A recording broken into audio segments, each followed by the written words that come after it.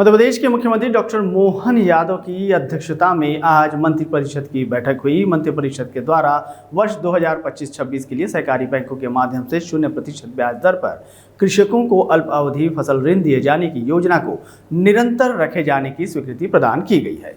खरीफ 2025 season की due date 28 मार्च 2026, रबी 2025-26 season की due date 15 जून 2026 नियत की गई है। योजना के तहत किसानों को 3 लाख रुपए तक का लोन दिया जाता है। वर्तमान वर्ष में 23,000 करोड़ रुपए वितरण का लक्ष्य रखा गया है।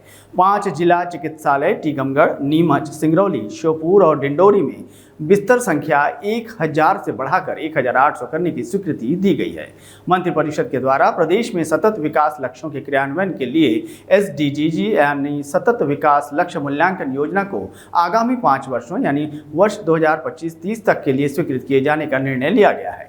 मंत्रिपरिषद के द्वारा रजिस्ट्रार उच्च न्यायालय मध्य प्रदेश जबलपुर के न्यायिक जिला सागर की तहसील मालथौन में व्यवहार न्यायाधीश कनिष्ठ खंड स्तर के एक नवीन पद और उनके अमले अंतर्गत तृतीय और चतुर्थ श्रेणी के 6 पद, इस प्रकार कुल 7 नवीन पदों का सृजन किए जाने का निर्णय भी लिया गया। साथ ही निवर्तन के लिए भूखंड का आरक्षित मूल्य कलेक्टर गाइडलाइन अनुसार 100% क्षेत्रफल पर तय किए जाने का निर्णय लिया गया है। इससे राज्य शासन को अधिक राजस्व प्राप्त होगा। कैबिनेट की बैठक संपन्न हुई है, जिसमें महत्वपूर्ण निर्णय लिए गए।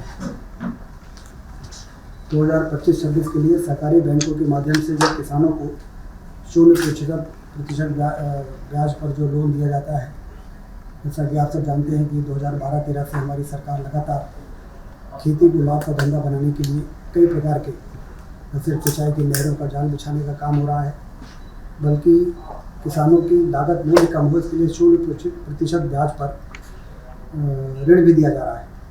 उसी कड़ी में आज उस योजना को निरंतर बनाए जाने का निर्णय लिया गया है, जिसके तहत 3 लाख रुपए तक का लोन दिया जाता है।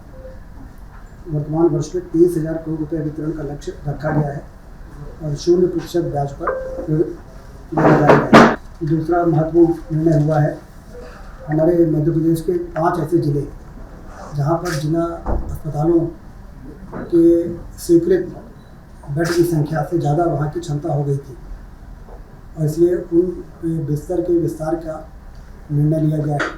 ये जिले हैं टीकमगढ़, नीमच, सिंगरौली, श्योपुर और डिंडोरी। बिस्तर संख्या 1000 से बढ़कर 1800 हो जाएगी, जिसमें सभी जिलों में इसमें लगभग 810 नए पद सृजित होंगे। नियमित होंगे 543 पद, संविदा के 4 होंगे और आउटसोर्सिंग के 263 पदों का सृजन होगा और वार्षिक अनुमानित जो व्यय होगा वो 39 करोड़ 50 लाख रुपए की इसमें शासन अतिरिक्त रूप से व्यय करेगा। ये जो 5 जिलों की सीटें बढ़ी हैं, उसमें टीकमगढ़ अभी 300 बिस्तर का अस्पताल है जो 500 बिस्तर का हो जाएगा।